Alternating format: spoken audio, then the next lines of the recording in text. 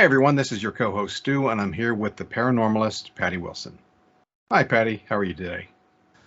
A bit busy and frazzled, but I am here and excited about what we're going to talk about tonight.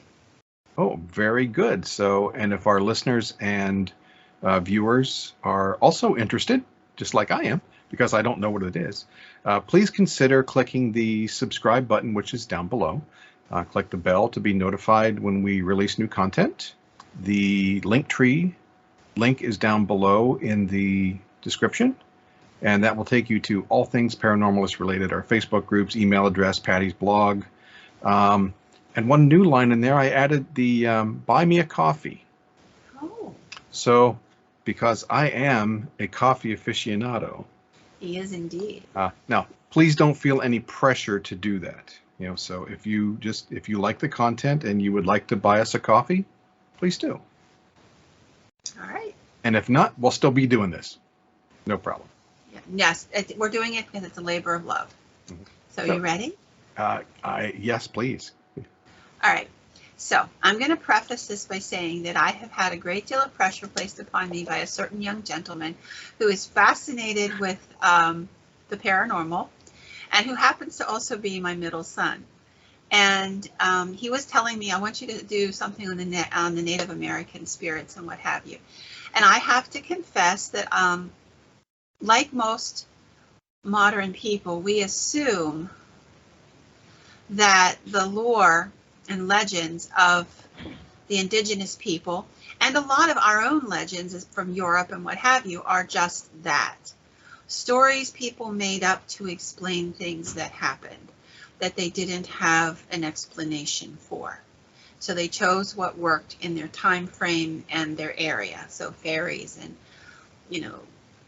ogres and what have you, banshees, and in the Native American community, in the Algonquin-speaking community, the Wendigo. So I'm going to refer to the Algonquin-speaking community because it is not a nationality, it is a language. Much like some people speak French or Italian, there is an entire group of several nations of people who speak or spoke Algonquin.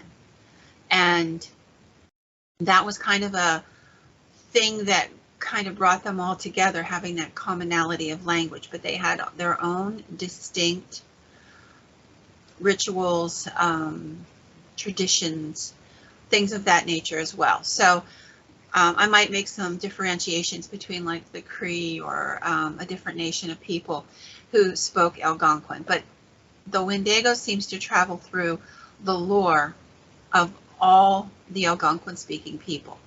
And this, to give you a reference for a map, would be from the lower part of Canada all the way through the northeast of the United States and all the way out to Wisconsin and the Northwest as well.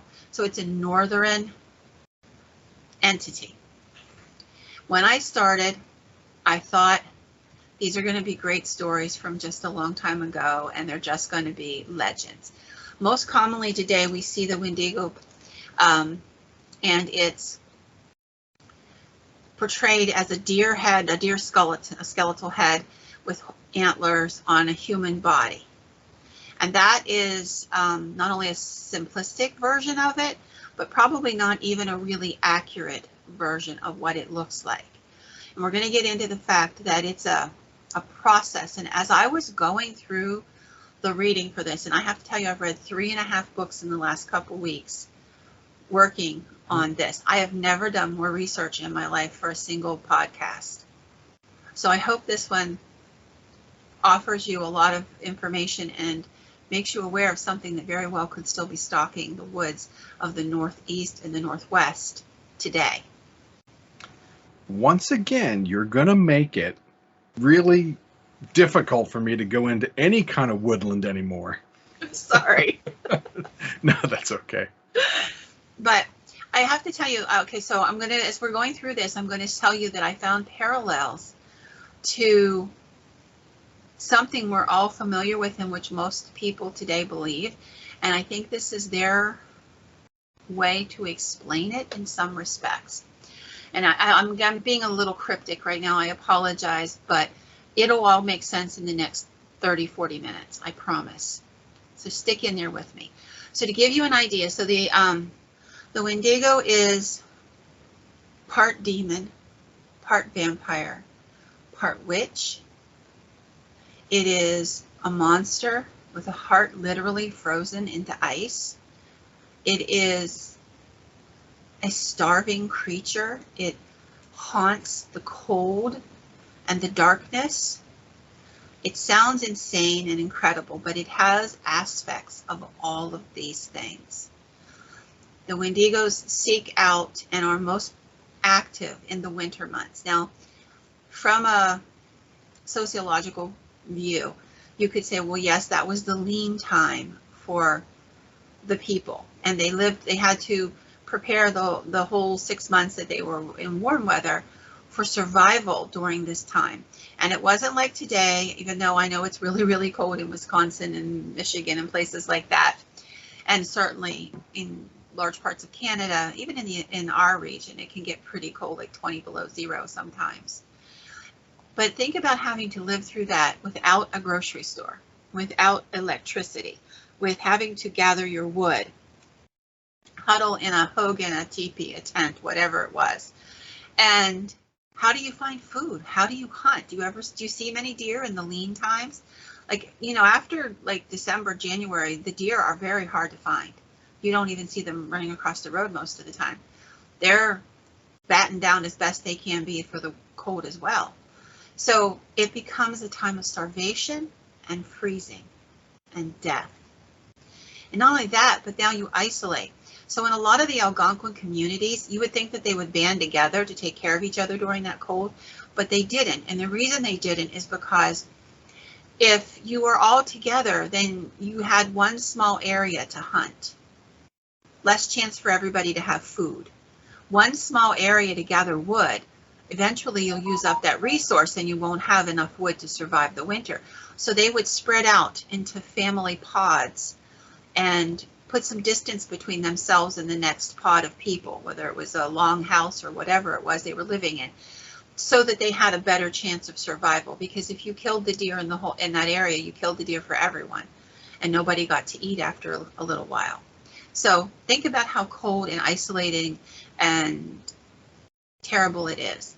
I'm going to tell you a story to kind of set the stage for what's to come. The first known written mention of a Wendigo goes all the way back to 1636. The stories and the creature itself goes far back into the myths of Native American history. But this is the first time a European wrote it down. The gentleman's name was Paul Lejeune. He was a French Jesuit missionary who was ministering to the Algonquin people in Quebec. And he described a woman who warned that the Attachan had eaten some of the tribal members nearby. Now that's another word for a Wendigo. You will find multiple names for them throughout the literature, but they all come back to that basic description.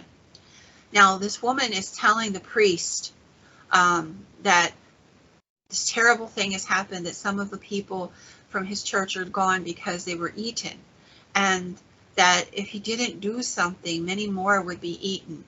And he was, he wrote about this, about the fact that the people were missing, they weren't found. And this woman was adamant about what was happening. There are some other stories to kind of keep in the back of your mind as we talk about this. And we'll get into them in just a little bit of time. Now, for those of you who think this sounds like it's interesting, but not so much, we're going to break down the Wendigo to something specific. She's called the Skadeamooch. The Skadeamooch. And it is a ghost witch. This is the first version of the Wendigo you're going to find. So Wendigos are actually, according to the lore of the native peoples, witches who are of great power and who work blood magic or black magic during their lifetime. They are not interested in helping people. They're interested in power. They were sorcerers with great power. And they have a Wendigo, a demonic entity that is attached to them that remains with them. And after death, that entity animates them and allows them to live in an undead state. They are alive and yet they're animated but dead. They are sort of shapeshifters sometimes, prowling. They consume and they're hungry. They have a hunger that cannot be filled, a cold that cannot be warmed. They are starving, avid, like a vampire. And or a zombie. Yeah. Or a zombie. Yeah, they are avidly hungry all the time. And they are constantly devouring prey. It doesn't feed them. It only satiates them for a few moments, and then the starvation returns, that desire to fill that need.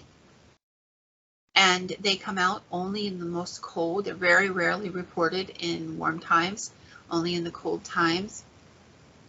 And they are literally frozen. I can't say it any better than that. They are frozen. They literally, their heart, you've heard about a cold-blooded killer? This is the essence of a cold-blooded killer. Literally, its heart will freeze, its insides will freeze, its blood will freeze. It is literally a frozen being that is animated and moving. One of the things I found really interesting was there are 3 phases of a Wendigo. There is the sorcerer phase, there's an intermediate phase, and then there was the monstrosity phase. So a person can, and often does, start out looking for a totem, a guiding animal, or a guiding spirit. In most Native American cultures, there's a moment when young men go out and seek their guiding spirit, the totem that will be with them their life. It helps to tell them what job they're going to take in the community. So maybe if they dream of an owl or they dream of a porcupine, maybe they're going to be a healer. If they dream of a bear or a wolf, you can hear my cat in the background. Mm-hmm. I apologize. It's my 21-year-old. He's yodeling, looking for a buddy. If they look, they talk about a bear or something like that that they see in a dream, they might be a great hunter, a great warrior, something like that. Those beings are considered good, and they're positive, and they're a part of the cycle of growing up for most young men in the Native American cultures for the Algonquins, and in other cultures as well, but we're specifically going to stick with the Algonquins. And they're considered sacred. They often come in dreams, or they come during the trances that come with starvation. So when a boy reaches 12 years old or something along that, they would go out into the wild. They would go without any food, and they would have to go hungry for several days. And a dream would come to them, or a vision would come to them, and this would tell them basically who they were going to be as an adult man. And this, once they have this, they cross the threshold from boyhood to manhood. And so that was important. But so does the being, the demonic entity that becomes the Wendigo. It comes to you in dreams quite often. Now, one of the things I found interesting was that the dream pattern is really the same or similar to other cultures. You will dream that this being, whatever it looks like, it could be a beautiful woman, it could be an animal, will offer you a plate of what appears to be buffalo or venison cooked. And obviously, if you're starving, you've been not eating for 3 or 4 days, you're hungry, and in your dream you just can salivate and you're thinking, I will take that bite. But if in the dream you allow yourself to take a bite of that, you've allowed the Wendigo to enter you, because it's not what it appears to be. It is cooked human meat. Ooh.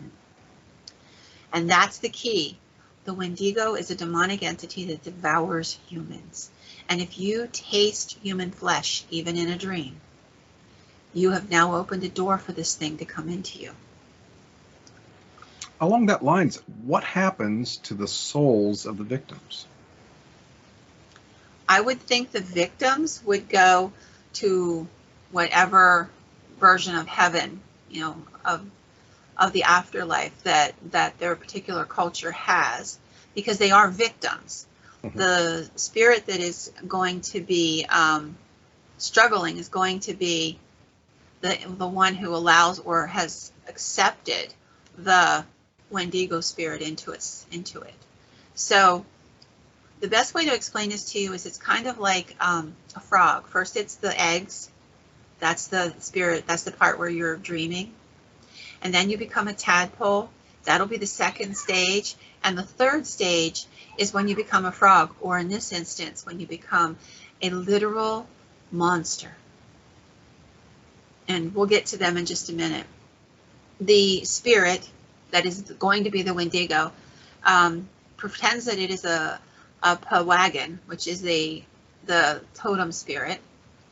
And so then you let it in, or maybe you seek it out because you have visions of power that you want to pursue, whatever your way of getting to it. And once it comes into your life, then we're going to talk about the possession. It begins to possess you. It is very analogous to demonic entities. So first you have, it attacks you, then it oppresses you, and then it possesses you. And that's exactly the same trinity of events that happens with a Wendigo. That's what really fascinated me, is like you could very easily see how we got from point A to point B. And once this thing starts to go down that path, suddenly the person who's possessed by the Wendigo, they stop eating, they show great strength, they speak in languages that the people don't know, they speak to demons. There are stories of them speaking with multiple tongues at the same time. There are stories of shaman who have attempted to stop the Wendigo possession, and that their tents, in their teepees, there would be voices, multiple voices screaming and speaking in multiple languages at the same time as they attempted to exorcise whatever this entity is. And interestingly enough, as the Judeo-Christian worked its way through, a lot of the natives, if they couldn't seek out one of their own priests or holy men, would go to Christian holy men and ask for help. So it's really fascinating, the correlations that I had never anticipated that are there. So that said, I would like to start telling some of the stories. The first story I wanted to tell you, there was a gentleman by the name of Swiftrunner. This story is probably one of the most well-known stories of a Wendigo in the entire world. This takes place in Alberta, Canada, in the winter of 1878 to 1879. Swiftrunner was a Cree man from the Cree people, and he was very well known in the town he lived in. Everybody knew him, his wife, their kids, the whole 9 yards. And they moved to their winter camp, to fish and hunt and take care of things rather than living in town. When he returns to town months later, he tells this bizarre story that his family died of starvation, that everybody, they fought to the last end, but he couldn't find any food, and he was so devastated, but he looked like he had put on weight. So obviously the mounted police in the area were suspicious of this man reporting the missing family, that they all died from starvation, while he's looking pretty hale and hearty. So they said, let's just take a little trip out there, Swift Runner, and take a look and see what we can find. Maybe we can help you bring the bodies back. And he was like, oh, no, I buried them out there. But they decided to go look anyway. And what they found were that the camp was strewn with human bones. Some of them showed obvious gnaw marks. The entire family had been murdered and eaten. And he had definitely committed cannibalism. When he finally confessed to having killed and eaten his family, he said that it began with the strange dreams, that a spirit came to him and told him to eat his family, which is his wife, his brother, his mother, and his 6 children. Wow. He said, seriously, over months. He said he couldn't help himself, that the spirit possessed him and made him to do it. It was a harsh winter, but it was not that harsh. And here's something that's really fascinating about this. People who are oppressed or possessed by a Wendigo no longer desire our normal foods. They make them sick. They won't eat. If you gave them porridge or, corn pone or something like that, they wouldn't touch it. They have a specific desire only for human flesh. Similar to vampires not being able to eat regular food either. Yeah. Exactly. Mm-hmm. It's like I said, you're going to see so many correlations that, like, you sit there and you go, oh my gosh, how could that be? But it's very similar. Now, he even admits that he killed his last son and ate him, not because of his starvation, because obviously he wasn't starved and there was a little bit of food left there that nobody got to eat because he killed them. He killed his youngest son and ate him, so there would be no witnesses left to his crimes. He was hung in December of 1879 in Port Saskatchewan, and he never recanted that this was a Wendigo possession, and that after it happened, the Wendigo left him, and he had to deal with the consequences of his actions. Now, there is something that is called Wendigo psychosis, and it's a culture-bound syndrome. Some scientists and psychologists think it's true, it's real. Others think it's just a nice way to explain away something as a mental health issue when there's nothing else you can use to, get past it. So rather than say it's a Wendigo, we'll say you've got a mental illness. So I thought that was interesting. This doesn't just happen just in Canada, although a lot of them are Canadian stories. There is a place in Salton, Wisconsin, where there is a lake that is called the Wendigo Lake, or Lake Wendigo. It is about a 200-acre lake in the middle of an island called Cass Lake, with another lake around the edge of it. So there's a ton of lakes up there, okay?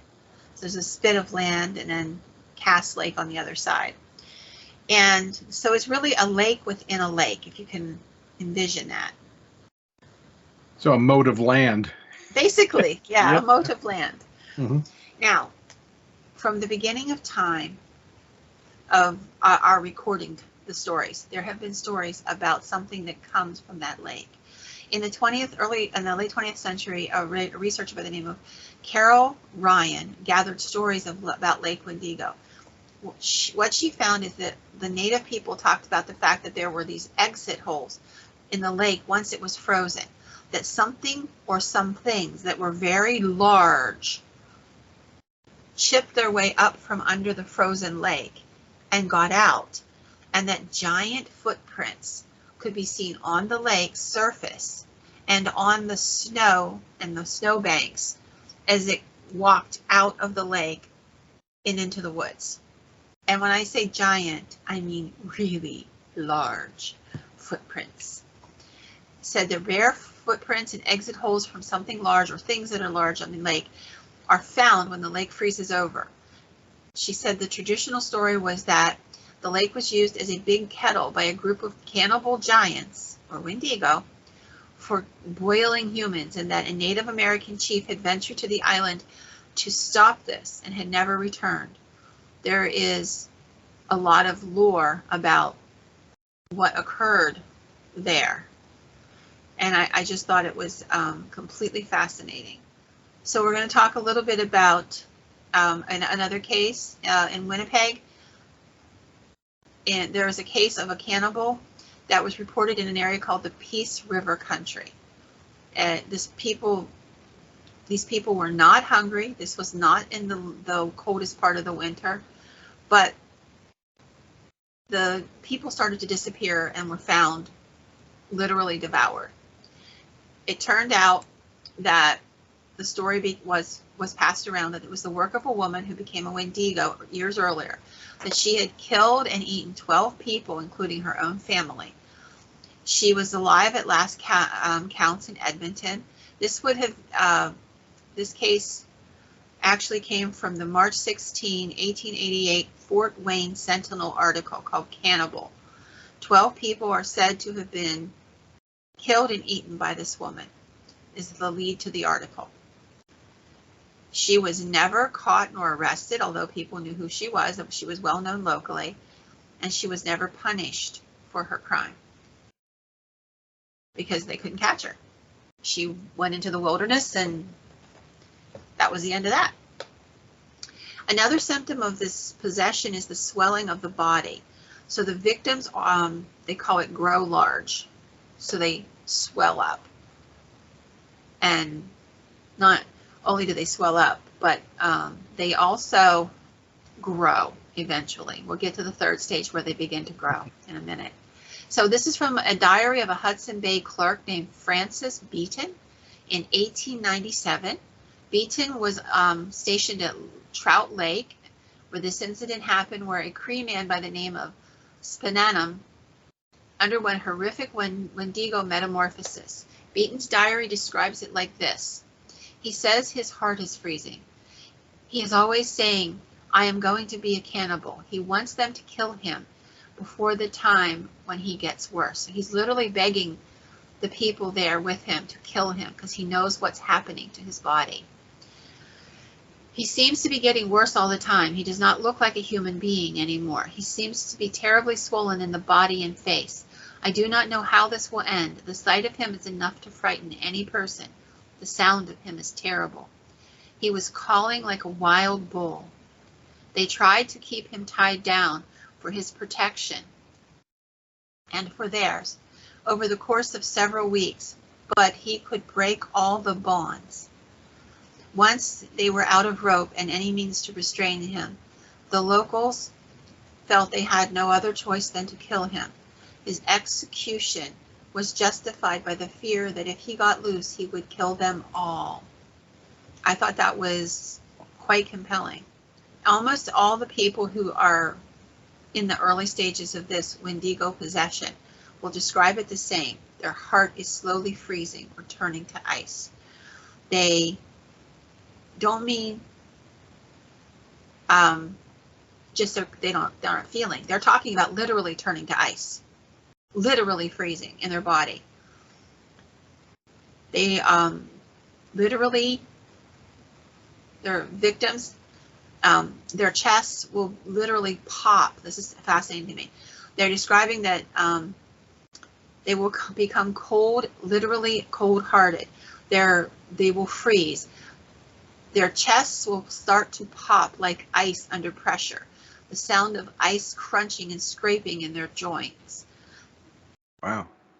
In some cases, they state their backbone is turning to ice. Stranger still is how witnesses or Wendigo hunters have backed up these statements after the death of the victim. There are numerous accounts that state that the Wendigo was killed and their heart or spine was removed or opened and found to be encased in ice.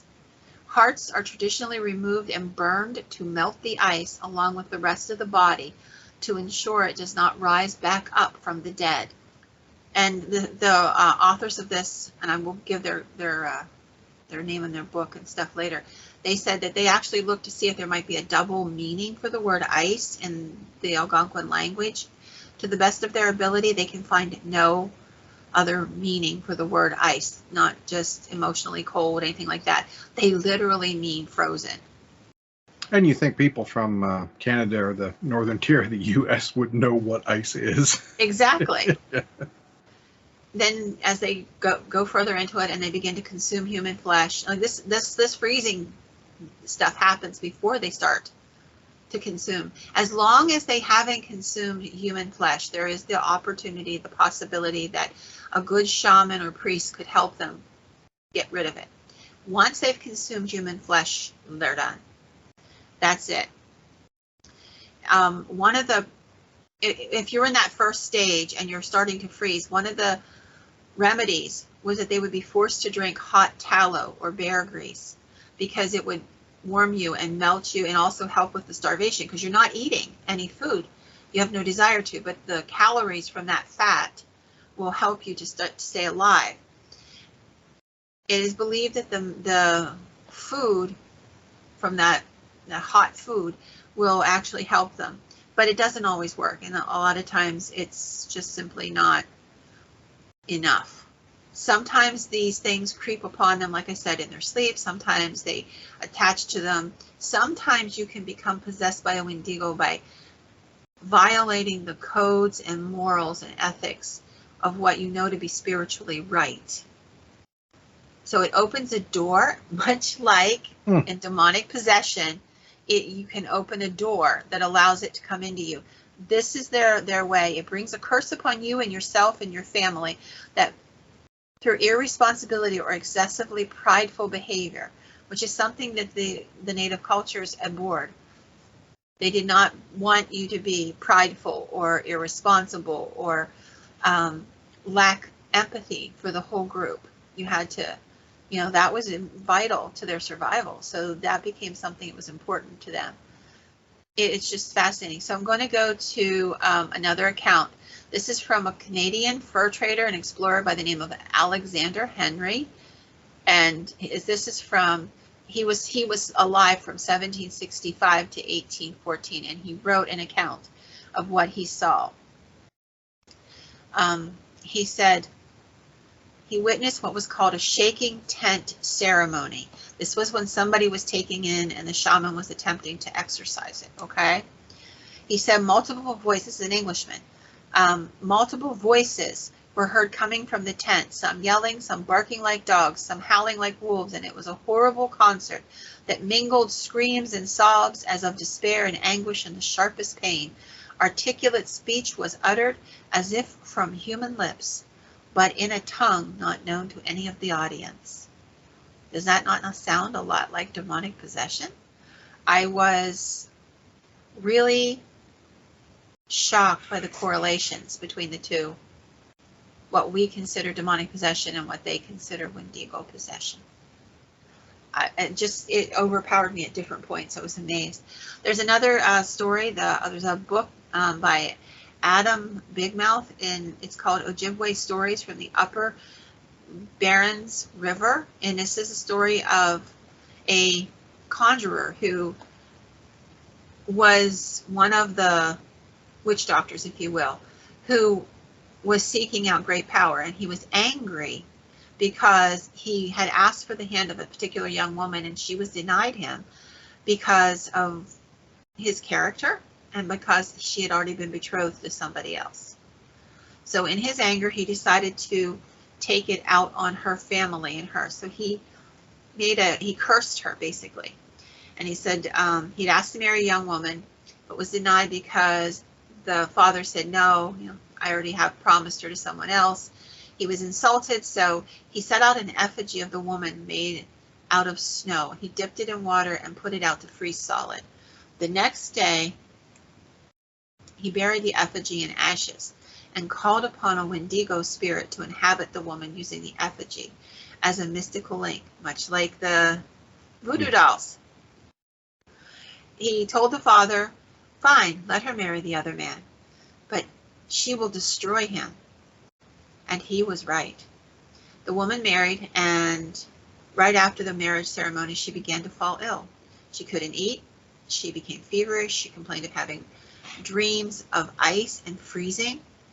This went on for weeks and weeks. And finally, her husband came home from hunting one day, and she sprang upon him and killed him with an axe. Others arrived at the scene and found that she had already eaten half of her husband's back. It was clear she had gone Wendigo, And so they had to kill her at that moment, and then they burned her body. Like the effigy that the sorcerer had made of her, the woman's remains were now ash.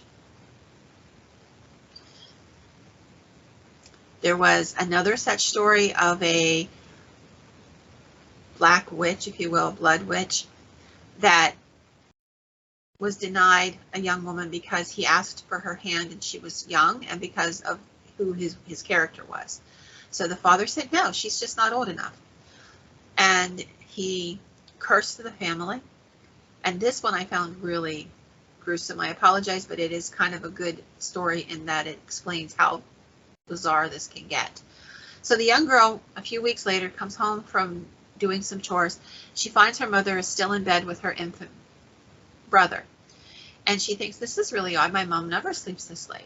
And the baby and her are not moving at all. So she goes over to wake her mom, shake her mom. Her mom doesn't move. She flips the blanket back, and because she can see the baby kind of breathing and moving under the blankets. And she found her mother's body to be cold and lifeless. When she pulled the blanket the rest of the way off to see if she could help her baby brother, she found the baby was covered in blood. It had become infested by a Wendigo and had been eating the mother. The Wendigo child had already eaten one breast and was working on the other. She ran to another camp that was close by for help and came back home, and the people came with her. They killed the child, which was a Wendigo, and they noticed that ice had formed along the child's backbone on the outside of its skin. It was believed the spirit had been sent as revenge by the insulted witch. Explorer George Nelson in the early 1800s encountered similar stories while he was traveling among the Ojibwe, which are also Algonquin-speaking people. He talked about a strange, singular, and incomprehensible contradiction in almost all the cases. He said that there were wizards and that they could not be rationally accounted for. When you looked upon them, they didn't make sense, and yet they were true, they were real, things that he saw and experienced along with the native people he was cohabiting with. And I thought, this is just insanely bizarre. So I want to move on to the third step of this thing. Once you've begun eating people and you've tasted human flesh, you begin an irreversible change. You literally become a monster. This is the final stage of the process. They lose their hair. There are some depictions that they have antlers that sprout from their head. Their skin is patchy at best. They grow very tall. I mean, taller than the trees tall. They are thin, gaunt, as though just the skin is pulled over the flesh. You can literally see their ribs and every bone moving. They will roll themselves in pine pitch, cover themselves, and then roll either in sand. If you hear them called stone coats, that's what they're talking about. They'll roll themselves over and over in the sand, creating this crust over themselves, and they look like they're stone moving, stone giants moving. Or they'll roll themselves in pine branches and dirt and whatever debris is in the forest, and then they are camouflaged because they move like the forest, as part of the forest. If they stand still, you're not sure what you're seeing. There are tales of them literally throwing aside boulders, ripping trees out of the ground as they move through the wilderness. Their entire body is encased in ice now. Their features are gaunt, gray, grotesque, not even discernibly human any longer. And they're thin, it constantly starved. and they look starved. They have that emaciated, starved look of a being who is dying of starvation. They are gruesome. They have a mouthful of crooked yellow teeth with long fangs, and they cannot be killed by conventional weapons. All that you can do to kill them at this point is to set them on fire. By the way, one of the other traits that will happen is that they will lose their heels. So they walk on the top half of their feet, and the bottom half, the heels, will fall away. So if you can imagine this thing with mincing, prancing thing moving through, their arms grow long down over their knees. They are literally a skeletal mess walking towards you. No, thank you. Many of the tribe's children were told not to eat snow out of fear that the Wendigo spirit might use the ice to gain a foothold in them. Even in parts of Minnesota today, it is discouraged to make snowmen for fear that the Wendigo will inhabit the snowman, using the man-like form as a gateway into a physical realm. There is a somewhat similar tradition in the Pennsylvania Dutch where scarecrows, or bootsmen, are burned before Halloween, or must be burned before Halloween, or risk being inhabited by malevolent spirits. So if it happens to snow before Halloween, if there's scarecrows at the end of the season, they have to be burned before the All Hallows Eve, so that they do not become animated by a spirit, very similar to that of a Wendigo. And they show a great affinity for water. In fact, there are some, as I said about the lake one, that say that they come out of the lakes and hide in the water when it's icy cold in the middle of the winter. That's one disparity, because you've mentioned before that the demons cannot cross water. Yes, that's one of the very few things that was different. But literally, these things have so many aspects to them. And as I said, you can see correlations with European history, with religious history, and it's just bizarre. I would like to read one last little thing. There was a Canadian anthropologist named Diamond Genet, and he recorded tales of Wendigos. And this is what he said about their sound that they would make when they got in a state. They breathe like it's the whistle of a train, audible for miles, and its shouting weakens the limbs of the person it pursues. They literally, in this stage, will hunt humans to ground and devour them. Alrighty, I'm thinking about the next time I'm in the woods, I'm going to have a flamethrower. Whether you can get one or not, I don't know, but I'll do my best. Yeah. So I'm going to leave it there. There is a lot more to the Wendigo. If you want to hear more about it, let us know.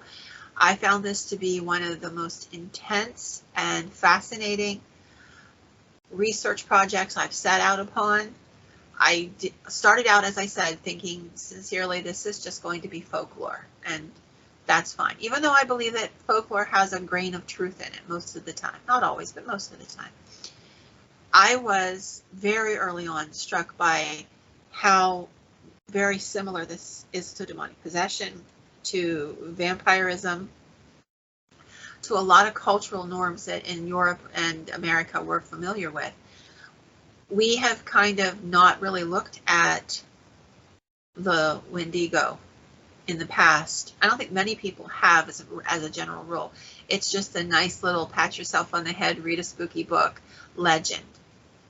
But if they're right, and if these creatures still walk, and they believe they do, there are other accounts of Wendigos all the way up through. I'll give you one last story. This is a true story. I don't want to name the young man because his family, of course, still is alive. This happened only a few years back. There was a young man who was coming home. I believe he was in the military. He was up in Canada. And he was on a bus. And it was a long journey. So the bus picked him up late in the afternoon. He's on this bus full of other people. They're all traveling to different places, along this bus route. It gets dark in the bus as they're driving through the night. And all of a sudden, there's this guy gets up, he walks up, leans over this particular young soldier, and then literally all hell breaks loose. People start screaming. There's these horrible growls, and groans and what have you. And the bus driver's looking frantically for some place to pull over. He can see people getting up out of their seats and pushing toward the back and pushing toward the front. He thinks, oh my God, I'm going to have an accident.